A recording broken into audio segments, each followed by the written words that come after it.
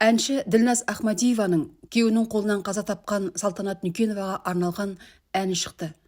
Бұл туралы әнші Инстаграм парақшасында жазды. Ән кеш деп аталады. Өнер иесі Салтанат Нүкенованың жағдайы өзіне қатты әсер еткенін айтты. Мен бұл жан түршігерлік трагедия туралы ел мен бүкіл әлеммен бірге білдім. Бірге жыладым, ұйықтамадым, уайымдадым, дұға еттім. Бірақ менің қолымнан келгені ән жазып Салтанатқа арнау болды. Айтбек аман келді. Барлығы үшін көп рахмет.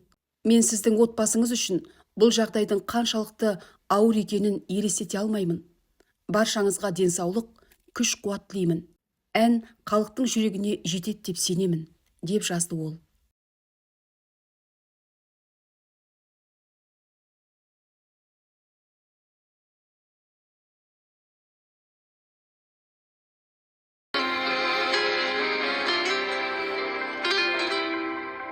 Аспаннан жаңбыр болып төгілсең де,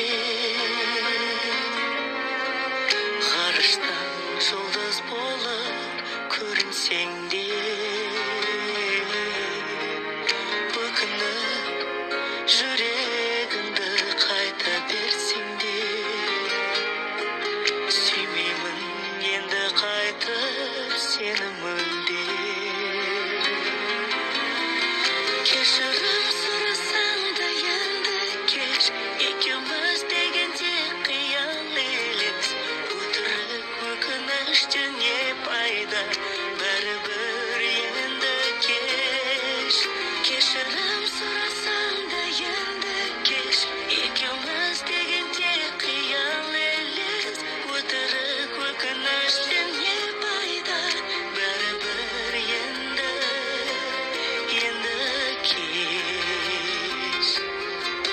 шағымын бұл өмірге ренішім жоқ. Сүйгеніме өміріммен берерім көп. Жүрегіңмен тыңдамадың, түсінбеді. Енді менің өкінішке еш шарам жоқ. Кешірім сұрасаң да енді кеш, екеуміз дегенде қиял елес.